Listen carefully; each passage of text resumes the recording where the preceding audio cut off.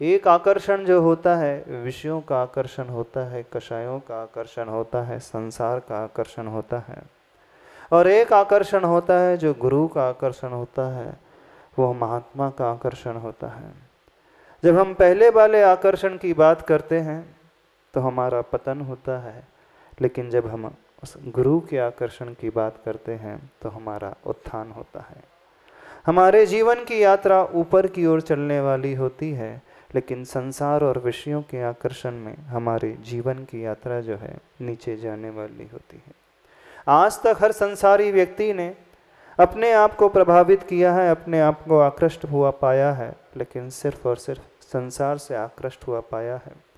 संसार में इससे बड़ा आकर्षण कुछ नहीं होता है। लेकिन हम हैं कि आज तक गुरु से जुड़े नहीं हैं, जुड़े हैं तो सिर्फ संसार से जुड़े हैं, और हर बार जुड़ कर के संसार को बढ़ाया है। लेकिन कुछ पल ऐसे होते हैं, कुछ घड़ियाँ ऐसी होती हैं जब व्यक्ति अपने आप को उनसे जोड़ करके चलता है, और वो पल सही मायने में जीवन के पल होते हैं।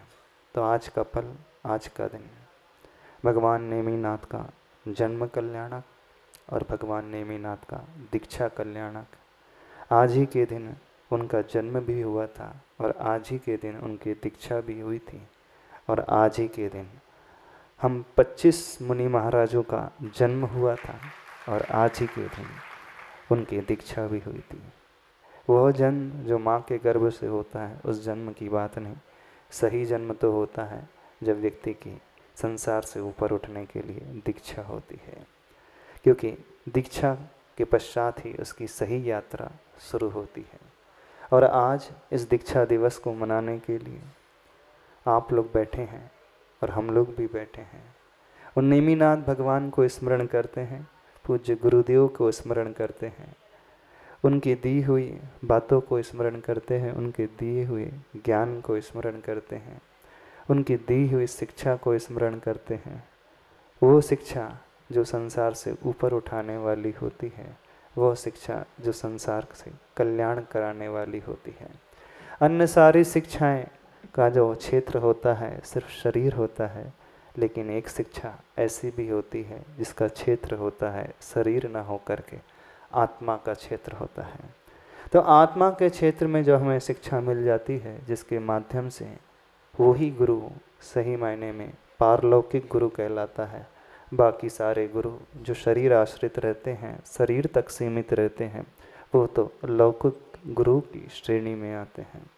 जीवन में कल्याण लौकिक गुरु से नहीं होता है। जीवन में कल्याण जो होता है ऐसी दृष्टि रखने वाले, भीतर तक सोचने वाले, उस आत्मा को समझने वाले, पारलौकिक दृष्टि रखने वाले इन गुरुओं से होता है। और हम सब इतने भाग्यशाली हैं कि इस वर्तमान काल में, पंचम काल में, वो भी हुंडा और सर्पणी के पंचम काल में, ऐसे आत्मिक दृष्टि रखने वाले पूज्य गुरुवर आचार्य विद्यासागर महाराज जी का वरद हस्त हम सबको मिला है। हर एक व्यक्ति इस दुनिया में बहुत भाग्यशाली है जिन्हें उनका वरद हस्त मिला है, और जो उनका उपयोग अपने जीवन में नहीं कर पा रहा है, समझना उससे बड़ा अभागा कोई भी नहीं है। तो जब हम भाग्यशाली हैं तो उनके उस भावना को अपने हृदय में लाएं और इस दिवस को याद करें। आज सभी लोग अपने अपने उन संस्मरण को सुना रहे हैं। दोनों महाराज श्री ने आप लोगों को अपने उस वैराग्य के प्रसंग को सुनाया, उस दीक्षा के प्रसंग को सुनाया, पर हमारे जीवन में ऐसा कुछ भी नहीं है जो कुछ सुनाने लायक हो, ऐसा हम समझते हैं। हाँ, ऐसा कुछ भी नहीं है जो सुनाने लायक हो। हाँ, अब हमारे जीवन में ऐसा कोई विशेष प्रसंग भी नहीं घटा जिसे हम देख करके कह सके कि हमारे लिए वैराग्य का बीजारोपण वाला हुआ।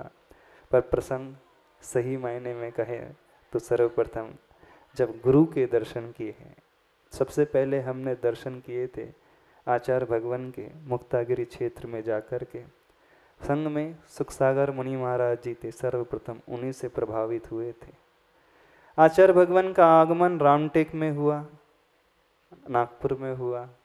कुछ समय आचार्य भगवान के सानिध्य में रहे, और ज्येष्ठ महाराज श्री पूज्य समय सागर महाराज जी। जुड़े तो हम मूल रूप से समय सागर महाराज जी से ही।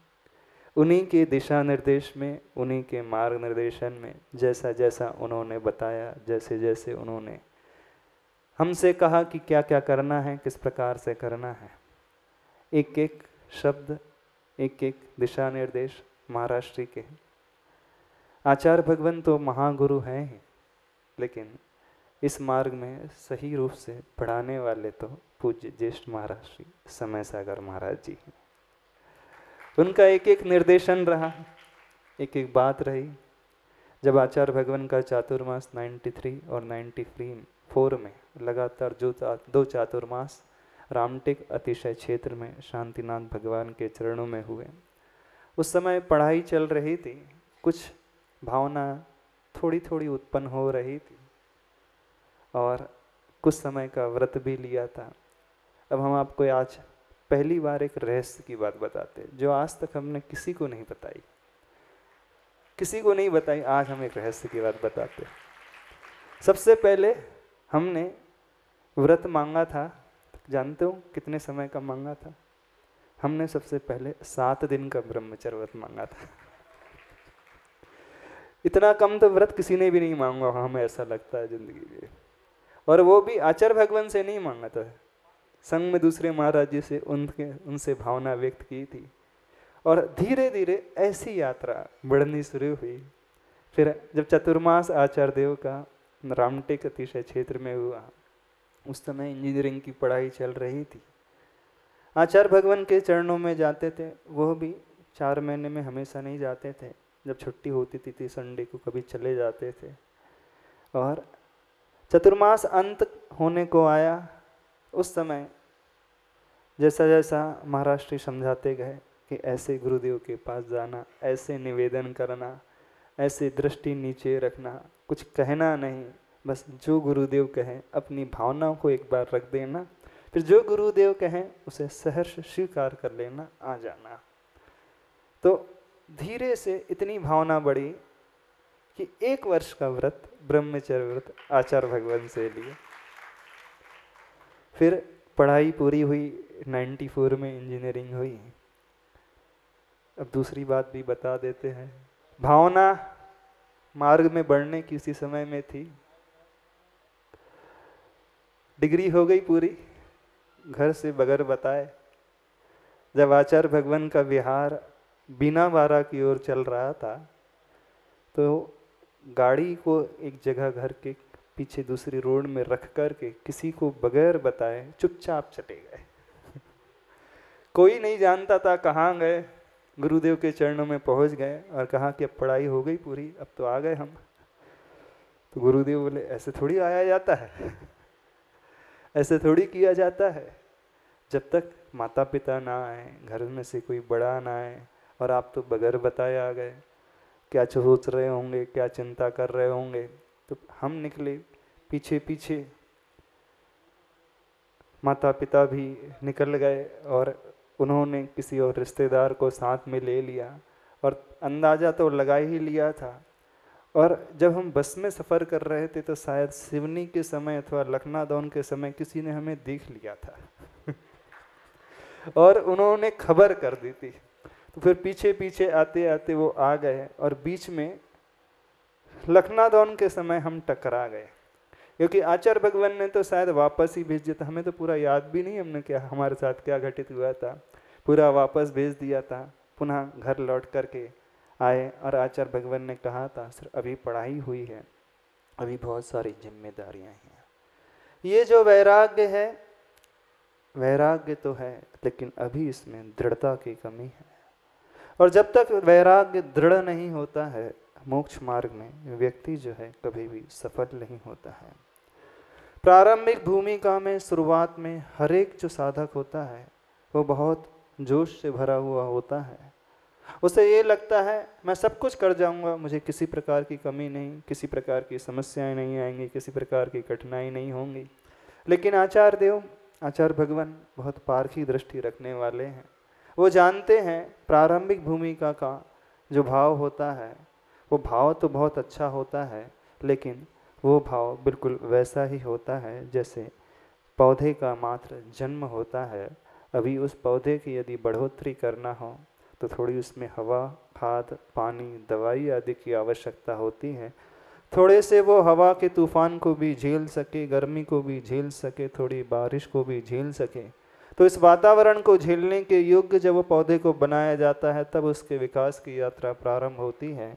ऐसे ही प्रारंभिक भूमिका में जब भी कोई व्रत लिया जाता है, संकल्प लिया जाता है, भीतर का सिर्फ जोश होता है, लेकिन संसार का वह ज्ञान नहीं होता है, वो अनुभव नहीं होता है।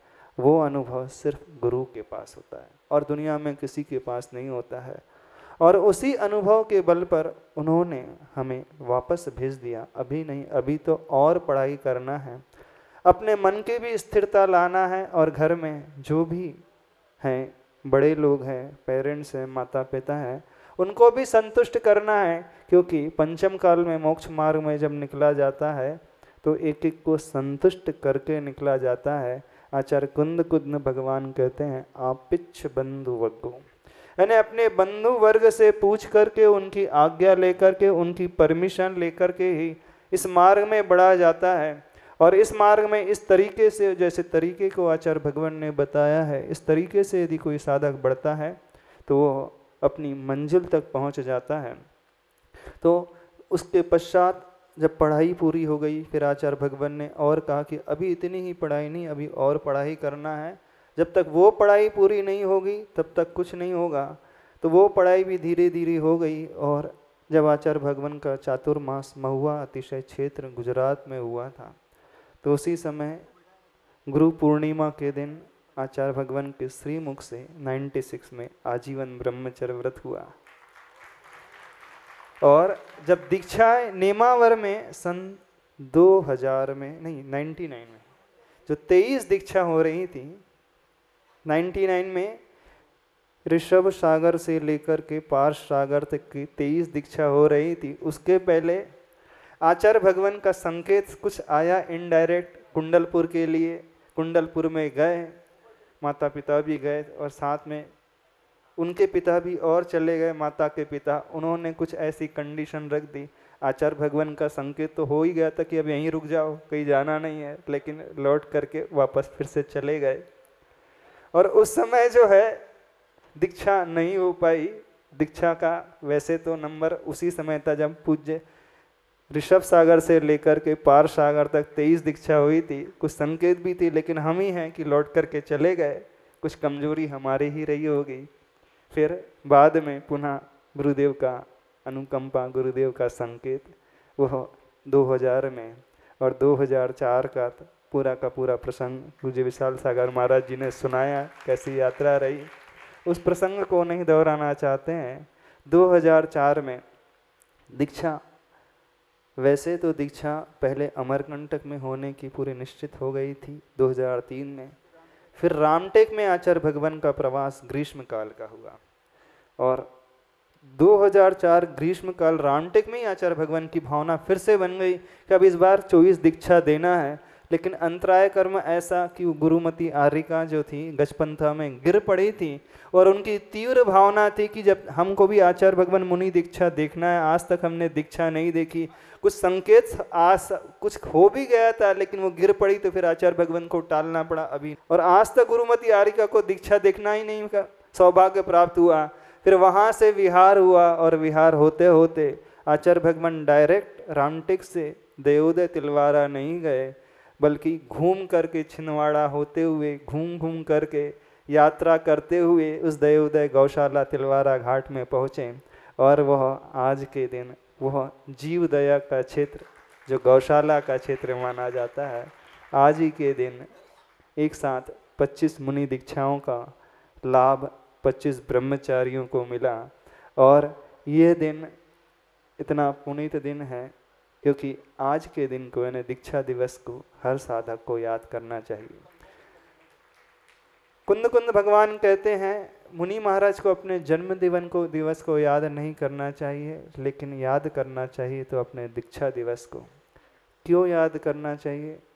बोले जब भी कोई भाव आने लगे तो उस प्रसंग को याद करो कि क्यों तुमने दीक्षा ग्रहण की थी। जिस समय दीक्षा के समय आपके भाव थे, वैराग्य का उत्कृष्टपना था, क्या आज भी वैसा है?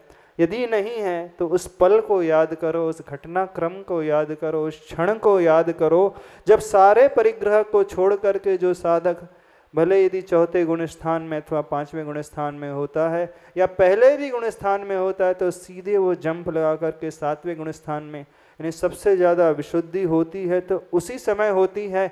इस कारण उस पल को हर एक साधक को याद रखना चाहिए, वह दिवस को याद रखना चाहिए, क्योंकि वो ही दिवस सही मायने में जन्म दिवस होता है, वो ही दिवस सही मायने में दीक्षा दिवस होता है, वो ही दिवस सही मायने में कल्याण का दिवस है। तो आज अपन इस सावन सुदी छठ के दिन नेमिनाथ भगवान के जन्म कल्याणक दीक्षा कल्याणक को मना रहे हैं और उसी भाव को और अच्छे से याद करते हुए जो भाव दयोदय गौशाला जबलपुर क्षेत्र में थे, आज के दिन वैसी ही विशुद्धि दिन प्रतिदिन बढ़ती चले जाए और जो तप कल्याणक हुआ और तप कल्याणक के पश्चात आने वाले दिन सावन शुक्ला सप्तमी को जो निर्वाण कल्याणक हो रहा है पार्श्वनाथ भगवान का, तो दीक्षा से वो निर्वाण तक की यात्रा पूरी हो जाए। और यात्रा यदि पूरी हो गई तो समझना साधक की साधना भी पूरी हो गई। तो अपन यहाँ पर आज दीक्षा दिवस मना रहे हैं, आज दीक्षा कल्याणक भी मना रहे हैं, तो कल के दिन क्या मनाएंगे? मोक्ष कल्याणक मनाएंगे पार्श्वनाथ भगवान का। तो ये देखो, ये रचना भी हो चुकी है, सम्मेद शिखर की रचना हो चुकी है और यहीं बैठ कर के वो पार्श्वनाथ भगवान का निर्वाण लाड़ू चढ़ाएंगे और मान करके चलना, बिल्कुल वैसी ही विशुद्धि बनेगी, वैसे ही भाव बनेंगे, वैसा ही पुण्य अर्जित करेंगे जैसे स्वर्णभद्र कूट में चढ़ करके आप लोग प्रातः काल की बेला में वह निर्वाण लाड़ू चढ़ाते हैं। उसी कल्पना, उसी धारणा, उसी ध्यान के माध्यम से अपने उस दिवस को सार्थक करना है। कितने बजे लाड़ू चढ़ाएंगे? हाँ, यहाँ पर दिल्ली में रह कर के, एनसीआर में रह कर के कहीं सम्मेद शिखर तो मिलेगा नहीं, लेकिन स्थापना निक्षेप के माध्यम से पहाड़ की रचना हो गई है। तो यहीं बैठ कर के उन पार्श्वनाथ भगवान के इसको स्मरण करते हुए 8:30-9 बजे के बीच में उस निर्वाण लाड़ू को बहुत भक्ति भाव से पूजन करते हुए और डूबते हुए उन पार्श्वनाथ भगवान की टोक को स्मरण करते हुए यहीं पर वह लाड़ू चढ़ाएंगे। लेकिन पूजन तो शुरू हो जाएगी कितने बजे? 7:30 बजे आ जाएंगे। जो दूसरी कॉलोनी में हैं वो अपने मंदिर के लाड़ू चढ़ा करके 8:30 तक अवश्य पहुंचना, बाहर की कॉलोनी वाले ने, लेकिन यहाँ वाले ठीक 7:30 बजे आ जाना है। 7:30 बजे तो पूजन शुरू हो जाएगी, 6:30 बजे नहीं बल्कि 6 बजे है शांति धारा, विशेष शांति धारा, क्योंकि वह भगवान पार्श्वनाथ के जो विघ्नहर माने जाते हैं, विघ्नहर पार्श्वनाथ भगवान की शांति धारा और वह निर्वाण कल्याणक की पूजन बहुत ही भक्ति भाव से।